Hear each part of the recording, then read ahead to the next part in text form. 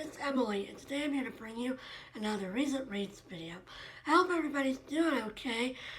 Here in Texas, we've been having a hard time with the weather. You might be able to see Milo back there all covered up, and it's just been crazy up in here. I don't know what's going on with our power supply, but it's been nasty. But anyway, despite all that, I've been reading some books, so I figured I'd get them wrapped up for you. The first book that I want to mention is Mount Vernon Love Story by Mary Higgins Clark. This is a historical fiction novel about the love story of George and Martha Washington. George Washington met Martha when she was a widow with two young children, and it just follows their lives together. It's actually told in the form of flashbacks. The book opens with John Adams's inauguration day when George Washington is thinking about, getting back to Mount Vernon because he's been gone for so many years, and so it's just looking at his life with Martha. So Mary Higgins Clark, there was a author's note in the front talking about how some historians actually believe that George Washington was in love with his best friend's wife, Sally Fairfax, which I had never heard anything about. But Mary Higgins Clark actually says, no, she doesn't think that's true. And so she was basing this book on the idea that he had once loved Sally, but then he fell in love with Martha. And so her story reflects that. This was, very quick, easy read. I will say that it was published originally in 1968, so it's not very, critical of George Washington or Martha Washington. Like, for example, there's several times where they mention that Martha is an excellent housekeeper, but of course they don't mention anything about the enslaved people that would have been the ones that were keeping Mount Vernon clean and, running. And so I think today we would consider this to be too simplistic of a story, but it was, fine. It was a quick read, and yeah, I'm glad I finally got it off my shelves. I then read the final 3 volumes of Giant Days. I read volumes 12, 13, and 14. I read these during the mid-month book bash. I read the first 2 on the Sunday, Valentine's Day, and then I read this one on the Monday, February 15th. This whole series was so lovely. These are the last 3 volumes, and it was just such a treat. The girls graduated in this one, and it was just a really, really fun time. I really enjoyed this series. I definitely recommend all 14 volumes. I'm hoping that now that all of the volumes have come out, that they will come out with like a bind up of all 14 volumes, because these are so short and tiny that I never want to pay full price for them, but I would love to have a bind up of this series because it's just such a great time. I definitely recommend this whole series to everybody. In case you haven't heard about it before, which I don't know how you could have not, since there's such a booktube with Darwin, but these are about 3 women, Esther, Daisy, and Susan, who are all in college or university in the UK, and it's just about their friendship, their relationships, just their fun times, and it's just such a wonderful book or series. Definitely recommend. Finally, I wanted to mention The Paris Secret by Karen Swan. I actually finished this before I finished those other books, but I want to go on a rant about this book, and I'm not sure how long the rant's going to be, so I figured I'd save it till last, so that, I'll feel like I have to go quicker. So this is a romance book that is following a 27-year-old woman named Flora Sykes, and she is a art dealer for a very high-profile firm in London. And she is actually sent to Paris because one of the firm's most important clients discovers that they own an apartment in Paris, France that has never been touched. It's been locked up since the end of World War II. And nobody knows why it's been locked up, but it's discovered that the patriarch of the family, his will states that nobody in the family can ever go in it. And so they send Flora in to look at it and see what's there.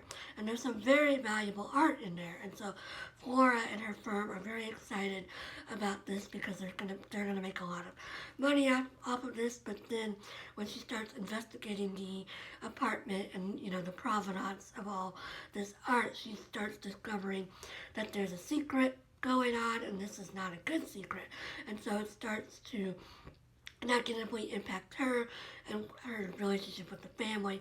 And she also has a negative relationship with the client's children, particularly their son, Xavier. And so we see how that relationship plays out. As you might guess, it's sort of a hate-to-love relationship. And then, in addition to all of the drama about the artwork, she is dealing with some personal issues in her own family life. Her brother is going through a court case that is very difficult for the family, and so we see how that impacts Flora's life as well. Okay, so let me start out by saying that I know that I am not the target audience for this book. I only read this book because I've gotten a free audiobook version of the book from Libro FM a few years ago during Independent Bookstore Day. They were giving away a bunch of free audiobooks, this being one of them. So that's why I had it. That's why I read it. That's the only reason. I would not have picked this up otherwise. So I'm not a romance person. It's not my genre. And also, I really don't care about like the high-profile art world because I think it's a waste of money, frankly. I mean, I get that there's investment purposes to it, but overall, I just don't really care. So the relationship in this book is the main relationship, I should say, is in this book is, of course, between Flora and Xavier. And we see their hate-to-love relationship going on throughout most of the book. And most of the book is a hate relationship. And then one night they sleep together, and then the relationship goes from there. And I am more of a person where I really want to see the relationship grow and, mature throughout the book. And in this book, it didn't really have that. It was just like, oh, I hate you, I hate you, I hate you.